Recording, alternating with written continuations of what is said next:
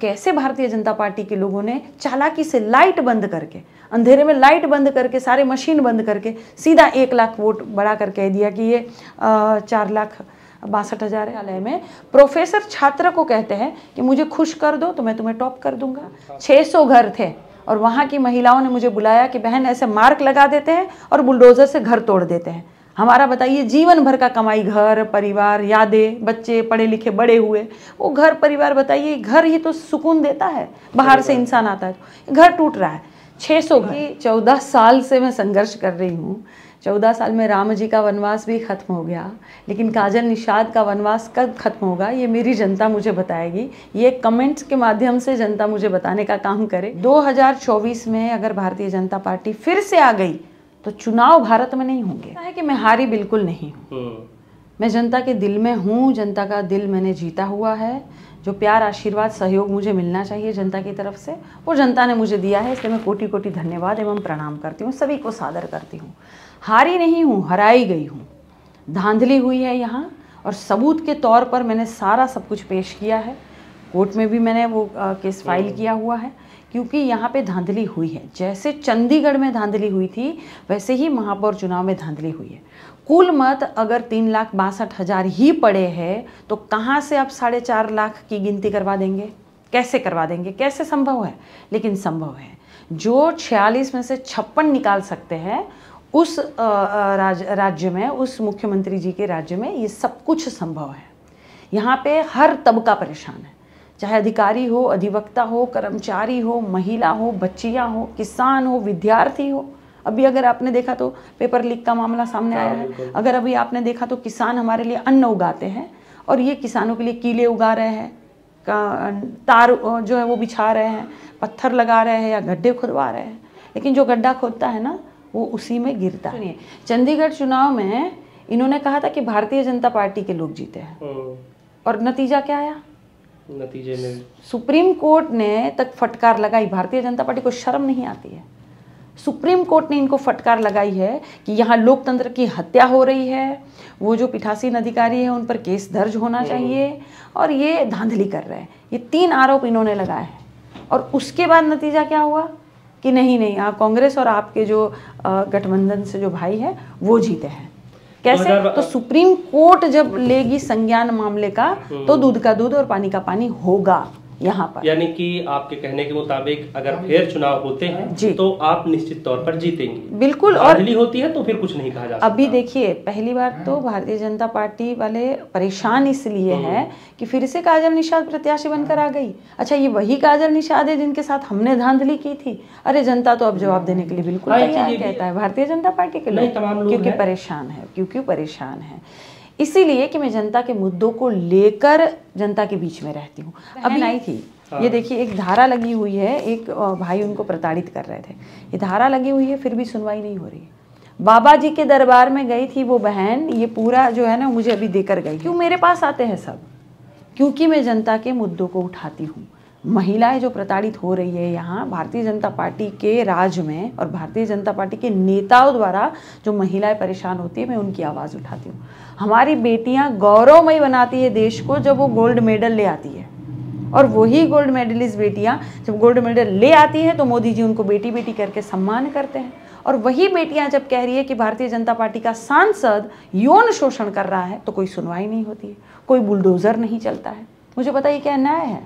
क्या ये सही बात है? क्या भारतीय जनता पार्टी में अगर अपराधी शामिल होंगे तभी भी दूध के दूल्हे हैं? अगर रेपिस्ट शामिल होंगे दूध के दूल्हे हैं? अब बलात्कारी हो तो जाकर माला पहनाइए, उनको छोड़ दीजिए, माला पहनाइए, मिठाई खिलाइए, ये न्याय है? ये अच्छी बात है? ये लोकतंत्र की हत्या है। 2024 में अगर भारतीय जनता पार्टी फिर से आ गई तो चुनाव भारत में नहीं होंगे, कि सीधे सीधे लोकतंत्र की हत्या। मेरे साथ जो धांधली हुई, जो चंडीगढ़ में धांधली हुई, जो महिलाओं के साथ हो रहा है, अत्याचार हो रहा है बाबा जी के दरबार में, बिल्कुल इनके सर्वों में ये हमेशा जीतते हुए दिखाई देते हैं। लेकिन ये अच्छी तरह से जानते हैं कि सारे सरकारी संस्थानों पर इन्होंने कब्जा कर लिया है। निष्पक्ष चुनाव नहीं होते यहाँ, निष्पक्ष चुनाव होते ही नहीं है, लेकिन अब होंगे। 2024 में जनता पूरी तरह से जागरूक हो चुकी है, परेशान हो चुकी है, हर तबका परेशान है। विद्यार्थी देखिए कितने परेशान हैं। आपने अब अगर अभी आपने देखा तो पुलिस भर्ती वाला जो पेपर लीक हुआ, हर पेपर का अगर आप उनका जो ब्यौरा निकालेंगे, सारी परीक्षाएं इनकी लीक होती हुई नजर आ रही है। 2017 से दैनिक भास्कर का एक सर्वे भी आया था जिसमें उन्होंने दिखाया था कि इतने तो लव लेटर नहीं लीक होते उत्तर प्रदेश में जितने की पेपर लीक होते हैं। जी बिल्कुल। 14 साल से मैं संघर्ष कर रही हूँ। 14 साल में राम जी का वनवास भी खत्म हो गया, लेकिन काजल निषाद का वनवास कब खत्म होगा ये मेरी जनता मुझे बताएगी। ये कमेंट्स के माध्यम से जनता मुझे बताने का काम करे।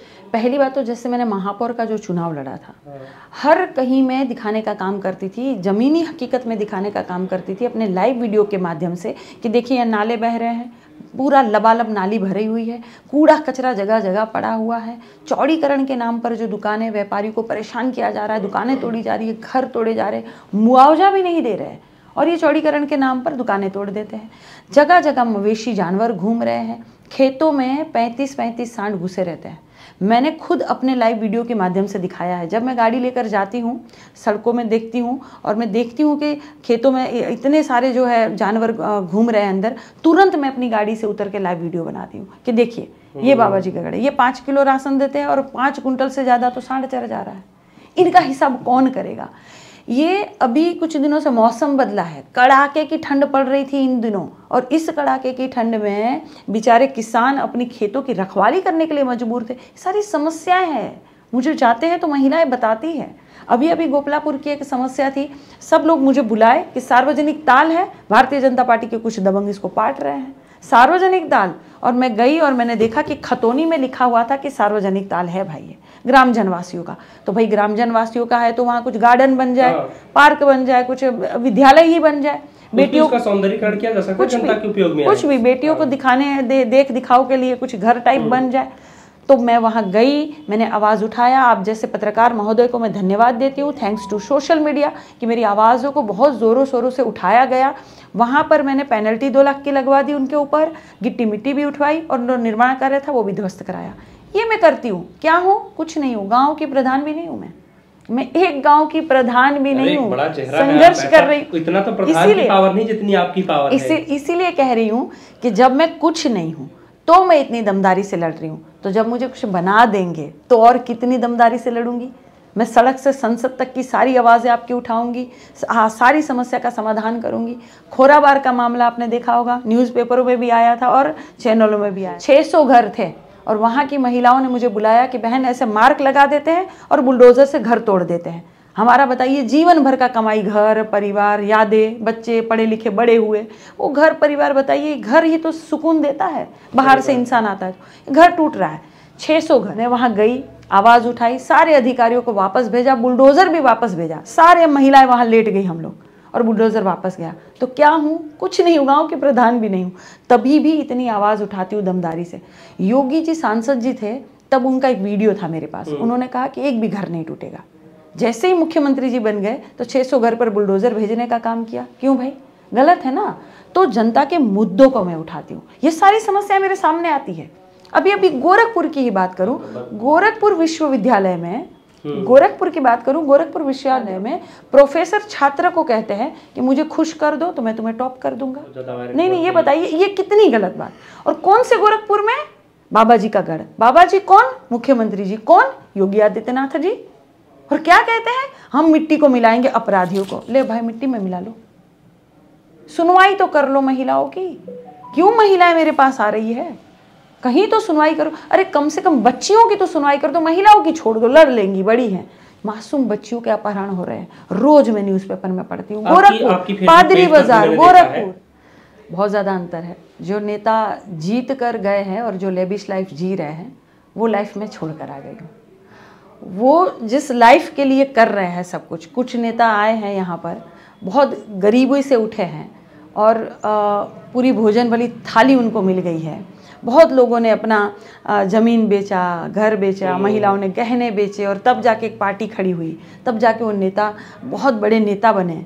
और वो अब जो लेविश लाइफ जी रहे हैं, वो लेविश लाइफ में छोड़ कर आ गई हूँ। हाँ, तो और पूरा का पूरा मेरा जीवन जो है समाज सेवा वाला रहा। पहले भी समाज सेवी थी और अभी भी समाज सेवी हूँ। जनता के मुद्दों को लेकर ही आई हूँ, लड़ती रहूँगी लगातार। हाँ, बड़ा लंबा संघर्ष हो गया है, तो जनता जो है वो वैसे भी अगोर रही है, इंतज़ार कर रही है कि बहनी आए किसी तरह से और इस बार जो है न्याय किया जाए।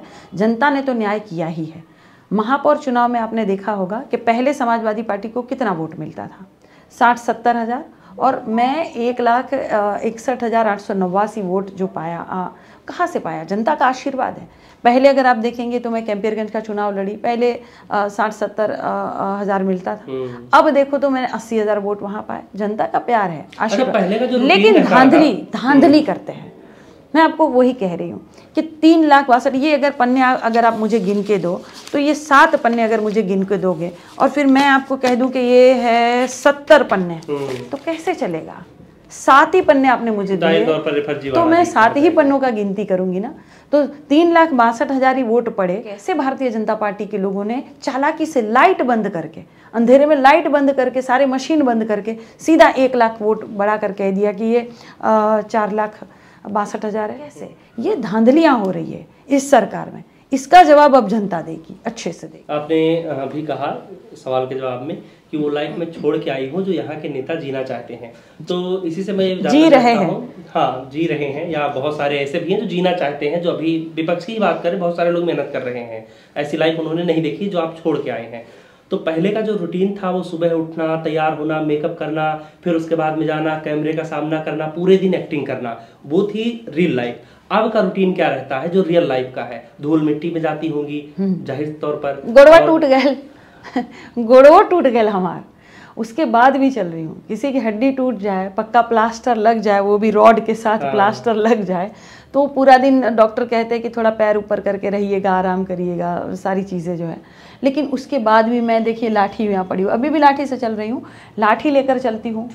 थोड़ा दिक्कत आने लगा चलने में तो व्हील चेयर ले लिया मैंने, रुकने वाली नहीं हूँ, दोनों गुड़वा भी टूट जाएंगे। क्या ममता बनर्जी बनने का इरादा है? नहीं, ममता जी नहीं, लेकिन मेरा हमेशा इरादा होता है कि मैं समाज सेवी रहूँ, मैं जनता के मुद्दों को उठाऊँ। मुझसे देखा नहीं जाता, अगर कोई रोते हुए आता है कि बहनी ये समस्या है, तो आप अपने से जब रिलेटेड करेंगे उसे कि काश मेरे साथ ऐसा हुआ था तो मैं क्या करती, मेरे घर ऐसा हुआ था तो मैं क्या करती, मैं किस सिचुएशन में रहती, जब वो सोचने लगेंगे तो तुरंत आप उनका मदद करने लगेंगे।